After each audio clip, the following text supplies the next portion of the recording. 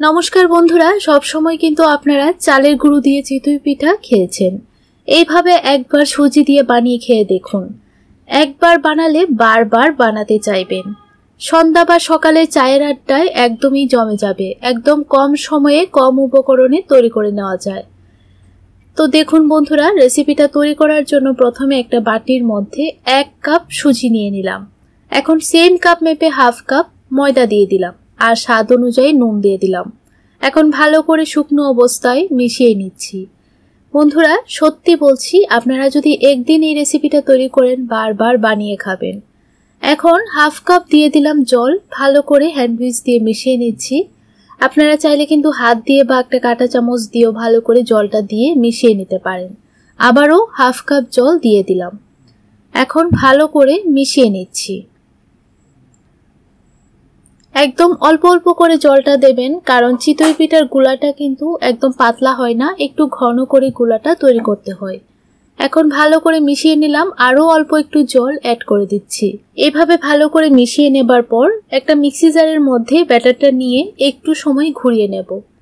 দেখুন, একটু সময় ঘুরিয়ে নেবার পর সুজি কিন্তু একদম পেস্ট হয়ে গেছে। এখন এই ব্যাটারটাকে আমি একটা বাটির মধ্যে ট্রান্সফার করে নেব। তারপরে এই ব্যাটারটাকে 5 মিনিটের জন্য রেস্টে রেখে দেব। ততক্ষণে কিন্তু সুজিটা আরও ভালো করে ফুলে যাবে। একটা বাটির মধ্যে সবটা ব্যাটার নিয়ে নিলাম আর মিক্সি জারটা ধুয়ে আরও অল্প একটু জল দিয়ে দেব। আর আপনারা অবশ্যই এই মিশ্রণটাকে মিক্সির মধ্যে দিয়ে একটু সময় ঘুরিয়ে নেবেন। আপনাদেরকে একটু ব্যাটারটা দেখিয়ে দিচ্ছি যে আপনারা ব্যাটারটা কতটুকু পাতলা বা ঘন করে তৈরি করবেন। আর বন্ধুরা, আপনাদের কাছে যদি মাটির পাত্র থাকে তাহলে মাটির পাত্রের মধ্যেও এই চিতই পিঠাগুলি তৈরি করতে পারেন। তবে আমার কাছে মাটির পাত্র নেই, তাই লোহার কড়াইয়ের মধ্যেই পিঠাগুলি তৈরি করে নিচ্ছি। অল্প একটু তেল স্প্যাচুলা দিয়ে একটু গ্রিস করে নিয়েছি, তারপর ব্যাটারটা দিয়ে দিলাম। একদম অল্প অল্প করে ব্যাটার দিয়ে দিতে হবে। তারপর ঢাকা দিয়ে দিলাম।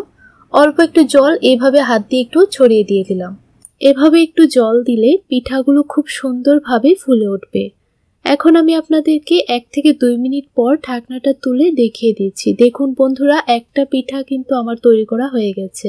এই পিঠেগুলো তৈরি করা কত সহজ আপনারা দেখলেন তো বন্ধুরা। একদম অল্প সময়ের মধ্যে কোনো ধরনের ঝামেলা ছাড়াই বানিয়ে নিতে পারবেন।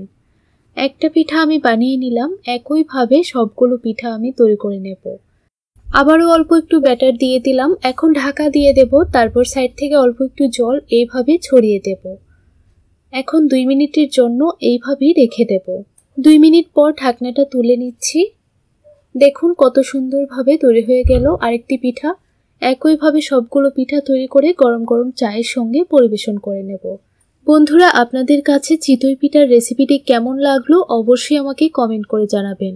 ভালো লাগলে চ্যানেলটিকে সাবস্ক্রাইব করে রাখবেন। আর এই ধরনের নতুন নতুন রেসিপি দেখতে হলে নোটিফিকেশন বেল বাটনটি অন করে অল অপশনটা ক্লিক করে রাখবেন। আরেকটা পিঠা আমি দিয়ে দিলাম। এখন 2 মিনিট পর ঢাকনাটা তুলে নিচ্ছি। দেখুন কত সুন্দরভাবে পিঠা তৈরি হয়ে গেল। মাত্র 10 মিনিটের মধ্যে সবগুলো পিঠা তৈরি করে নিয়েছি। তাহলে আজ এই পর্যন্তই। দেখা হবে নতুন আরেকটি রেসিপির সঙ্গে। আপনারা সবাই ভালো থাকুন, সুস্থ থাকুন।